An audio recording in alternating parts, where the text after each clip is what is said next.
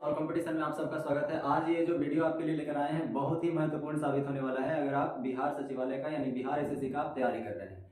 क्योंकि आपको पता होगा कि इस चैनल पे पिछले 10 दिनों से बिहार सचिवालय का प्रैक्टिस सेट चलाया जा रहा था और उसमें हम लोग ये देख रहे थे कि आखिर किस सेक्शन से क्वेश्चन को एनालिसिस किया गया कि किस सेक्शन से ज्यादा क्वेश्चन पूछे जा रहे हैं। तो हम लोग टॉपिक वाइज यानी कि सब्जेक्ट वाइज टॉपिक निकाले हैं कि आखिर कौन से सब्जेक्ट में किस टॉपिक से ज्यादा प्रश्न पूछा जा रहा था। तो आज हम इस वीडियो में उसी को देखेंगे कि आखिर सब्जेक्ट तो हमारे पास बहुत सारा है और सब्जेक्ट में बहुत सारे टॉपिक पढ़ना है, तो इतने कम समय में कौन से ऐसे टॉपिक है जिसको ज्यादा हमें ध्यान देना चाहिए और डीपली उसको पढ़ना चाहिए जहां से बार बार एग्जाम में प्रश्न पूछे जाते हैं। तो चलिए देखते हैं।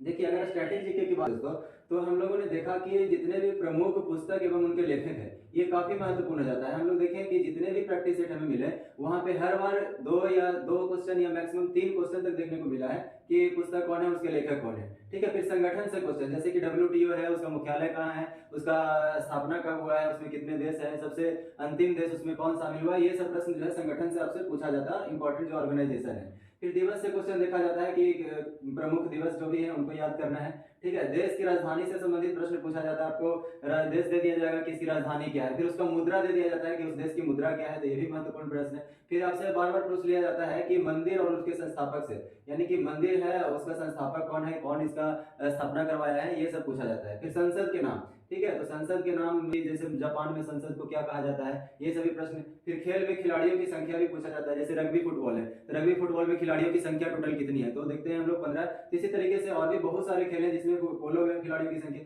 समाधि स्थल पूछा जाता है कि समाधि स्थल, जैसे राजेंद्र प्रसाद के समाधि स्थल को क्या कहा जाता है, राजीव कुमार के समाधि स्थल को क्या कहा जाता है, राजीव गांधी के समाधि स्थल को क्या कहा जाता है, इससे संबंधित। फिर देश है, कुछ प्रमुख देश हैं जिनके राष्ट्रीय खेल से संबंधित प्रश्न पूछा जाता है कि देश है उसका राष्ट्रीय खेल क्या है, जैसे चीन का राष्ट्रीय खेल क्या है, अमेरिका का क्या है, ये सभी प्रश्न पूछ। फिर फोबिया क्या होता है कि किसी भी चीज को लेकर के अगर किसी को ऊंचाई से डर होता है, किसी को गहराई से डर होता है, किसी को पानी से डर होता है, तो उसके हम उसको क्या कहते हैं, उस बीमारी को क्या कहते हैं, इससे संबंधित हम लोग देखें कि बार बार प्रैक्टिस सेट में हमें क्वेश्चन देखने को मिला है। तो ये सभी हम अपने मन से ये टॉपिक को नहीं लिखे हैं दोस्तों, बल्कि हम जो प्रीवियस ईयर क्वेश्चन का जो लगातार प्रैक्टिस सेट चला रहे हैं वहां से हम लोग क्वेश्चन को एनालिसिस करके लिखे हैं कि स्टैटिक में अगर आप इन सभी क्वेश्चन को अगर ध्यान में रख करके जाते हैं तो आप और सबके कंपेरिजन में आप बेहतर करेंगे। फिर अगर हम मॉडर्न हिस्ट्री की बात करें तो मॉडर्न हिस्ट्री में हम लोग देखें कि बार बार विद्रोह से प्रश्न पूछा जा रहा था। तो हम ऐसा मानते हैं कि विद्रोह को, अगर विद्रोह के जो टॉपिक है उसको, जैसे संथाल विद्रोह हो गया और भी बहुत सारे विद्रोह हैं, उन सभी को अगर अच्छे से कंप्लीट कर देते हैं तो जैसे कि विद्रोह कब से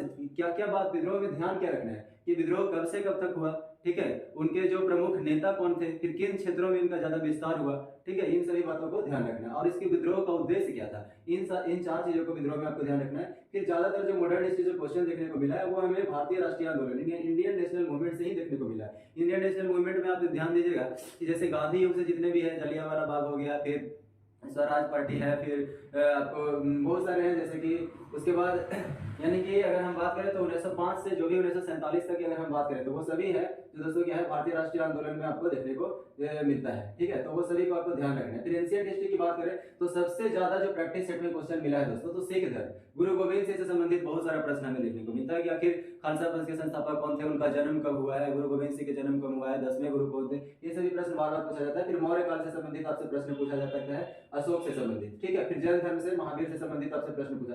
तो पढ़ना तो आपको बहुत सारा, आपके पास पर्याप्त टाइम है, अभी अच्छे से पढ़िए, लेकिन इन टॉपिक को दोस्तों पहले आप कंप्लीट करके रख लीजिए ताकि आपका कभी भी एग्जाम हो तो आप एग्जाम में बेहतर कर सकते हैं। ठीक है, तो फिर एंशिएंट हिस्ट्री में ये 3 टॉपिक को, फिर मॉडर्न मिडिवल हिस्ट्री की अगर बात करें तो मिडिवल हिस्ट्री में हम ज्यादा प्रश्न यहाँ से नहीं पूछा जाता है दोस्तों। ज्यादातर प्रश्न मेनली हम देखें कि अकबर से संबंधित आपका प्रश्न पूछा गया था, और तो आप इसके भी आपको क्या करना है कि मुगल साम्राज्य को अच्छी तरीके से पढ़ लेना है और उसमें भी मेनली आपको अकबर और जहांगीर पे ज्यादा फोकस करना है। फिर अगर हम ज्योग्राफी की बात करें दोस्तों तो ज्योग्राफी में अगर देखिए विश्व ज्योग्राफी का दायरा इतना बड़ा है कि आप कितना भी पढ़ लीजिएगा तो एग्जाम में ऐसा कोई जरूरी नहीं है कि आपको सारा का सारा कॉन्सेप्ट और सारा चीज आपको ध्यान में रहे। तो मेनली आपको क्या फोकस करना है कि जैसे जनजाति हो गया, जनजाति से बार बार प्रश्न पूछा गया है, देखें हम तो महासागरीय जलधारा की कौन सी जलधारा है जो कौन सा महासागर का है और जलधारा कैसी है, इसकी प्रकृति कैसी है, ठंडी है जलधारा या गर्म जलधारा है, तो इन सभी बातों को ध्यान रखना है। फिर नदी के किनारे बसे शहर जो होते हैं ये बार बार पूछ लिए जाते हैं। ठीक है, फिर ज्वालामुखी से संबंधित आपको ध्यान, जो ज्वालामुखी छोटा सा टॉपिक है, यहाँ से पूछ लिया जाता है कि कौन सा ज्वालामुखी कौन से देश में है और इसकी प्रकृति कैसी है, प्रसुप्त ज्वालामुखी है, सक्रिय ज्वालामुखी है, ये सभी प्रश्न पूछे जाते हैं। फिर इंडियन ज्योग्राफी में भी प्रश्न आपको पूछा जाता है, भारत की सामान्य जानकारी से भी प्रश्न पूछ लिए जाते हैं कि आखिर कौन सा देश है जिससे कितने बाउंड्री टच कर रहे हैं, ये सभी प्रश्न पूछे जाते हैं। तो ये चैनल में आपको करवा ही दिया गया, उसे आप देख सकते हैं वहां से। और भी इंडियन ज्योग्राफी में जो भी है, जैसे कि दर्रा से संबंधित प्रश्न पूछा जाता है, ठीक है। तो ये सभी बातों को इंडियन ज्योग्राफी को आपको तो देखना ही है, बस विश्व ज्योग्राफी को आपको शॉर्ट में बता दिए कि इन 4 टॉपिक को आपको ध्यान में रख के जाके जाना है। अब एग्जाम में आपको ये नहीं लगेगा कि हाँ विश्व ज्योग्राफी अब नहीं पढ़े हैं, ठीक है। पॉलिटी से संबंधित आपको क्या ध्यान रखना है, जैसे संविधान के स्रोत से हम देखें कि बार बार प्रश्न पूछा जाता था, ठीक है, कि जैसे मान लीजिए कि नीति निर्देशक तत्व है तो वो कहाँ से, किस देश से लिया गया है, ठीक है, तो आयरलैंड से लिया गया। इसी तरह से और भी बहुत सारे प्रश्न बनते हैं। संविधान के स्रोत एक चैप्टर है, उसको आप अच्छे तरीके से। फिर राष्ट्रपति से संबंधित बार बार प्रश्न पूछा जाता है कि राष्ट्रपति किसको किसको नियुक्ति करते हैं, इनके पद अनुच्छेद कितने में, बहुत सारे प्रश्न बनते हैं, तो राष्ट्रपति का आपको कंप्लीट करना है। फिर पंचायती राज से संबंधित जो भी बातें हैं वो सभी को अच्छी तरीके से डिटेल में आपको पढ़ना है। फिर संविधान संशोधन से आपका प्रश्न पूछा जाता है। फिर राज्य से संबंधित जितने भी आते हैं वो सभी को आपको ध्यान,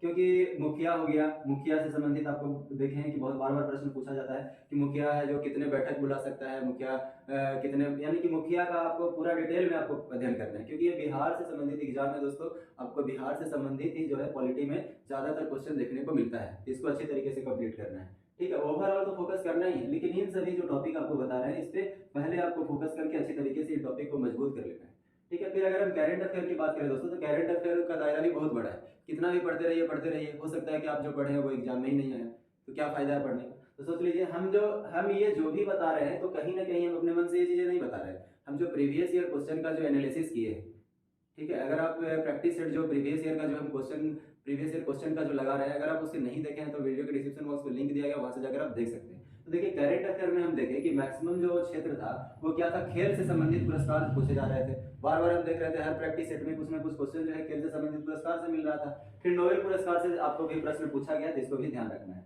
ठीक है। फिर रैंकिंग से कि आखिर वैश्विक प्रतिस्पर्धा सूचकांक में भारत की रैंकिंग क्या है, प्रथम स्थान पे कौन रहा, तो ये सभी रैंकिंग से प्रश्न जो है पूछा जाता है, रैंकिंग को आपको ध्यान में रखना है। फिर पुस्तक एवं लेखक जो है दोस्तों काफी इंपॉर्टेंट है, क्योंकि करंट अफेयर में भी ये टॉपिक पूछा जाता है। और उसके बाद जो महत्वपूर्ण पुस्तक है, भारतीय राष्ट्रीय आंदोलन हो गया, या कि प्राचीन काल में जो पुस्तक लिखे गए हैं, वो सभी आपसे प्रश्न पूछा जाता है। तो यहाँ पे पुस्तक एवं लेखक से संबंधित आपको ध्यान रखना है। फिर अनाज में, जैसे कि अगर मान लीजिए कि फल है, तो फल उत्पादन में विश्व में प्रथम स्थान कौन रखता है, कौन सा देश रखता है, ठीक है। और ये नहीं पूछा तो ये आपसे पूछ लिया जा सकता है कि भारत में सबसे अग्रगण्य राज्य कौन सा है, ठीक है। जैसे मान लीजिए कोयला से संबंधित आपसे बार बार पूछा जाता है कि कोयला के भंडारण में सबसे अग्रगण्य राज्य कौन है, कोयला उत्पादन में सबसे अग्रगण्य राज्य कौन है, तो आप कमेंट करके बताइएगा कि कौन है, क्योंकि प्रैक्टिस सेट में ये क्वेश्चन आपको करवा दिया गया है, ठीक है। तो इन सभी टॉपिक को अगर आप देख के जाएंगे दोस्तों, तो उम्मीद करते हैं कि आप जो है अपने एग्जाम में और उसके कंपटीशन से बहुत आगे पहुंच गए होंगे और आपका मेरिट भी बनेगा और जॉब भी होगा, ठीक है। तो उम्मीद करते हैं ये वीडियो काफी अच्छा लगा होगा, और अगर अच्छा लगा होगा, चैनल पे नए हैं तो सब्सक्राइब कर लीजिए और बेल आइकन को दबा लीजिए, ताकि इसी तरह का नया अपडेट। ये तो हमारा जीके जी से संबंधित था दोस्तों, और बहुत सारे लोग कमेंट कर रहे थे, ये जो था आपका जीके जी से संबंधित था, तो आप बहुत सारे लोग कमेंट कर रहे थे कि साइंस का वीडियो आपका प्रीवियस ईयर। तो देखिए हम लोग जीके जीएस का जो है, जीके का हम लोग क्या कर लिए है, प्रीवियस ईयर प्रैक्टिस सेट लगा रहे हैं, एनालिसिस कर लिया, उसके बाद हम महत्वपूर्ण टॉपिक को लाए कि कौन कौन से टॉपिक पे आप विशेष ध्यान देकर के एग्जाम में जाते हैं तो आपको बहुत ही फायदा मिलने वाला है। अब हम लोग जो देखेंगे वो साइंस का एक ही वीडियो में आपका 1 से 2 पार्ट बनेगा साइंस का, और आपको पूरा का पूरा कवर करा दिया जाएगा प्रीवियस ईयर क्वेश्चन का। उसके बाद फिर हम देखेंगे कि साइंस में आखिर कौन से महत्वपूर्ण टॉपिक को पढ़ने पे हमें ज्यादा से ज्यादा बेनिफिट होगा, ठीक है। तो उम्मीद करते हैं ये वीडियो काफी अच्छा लगा होगा। धन्यवाद।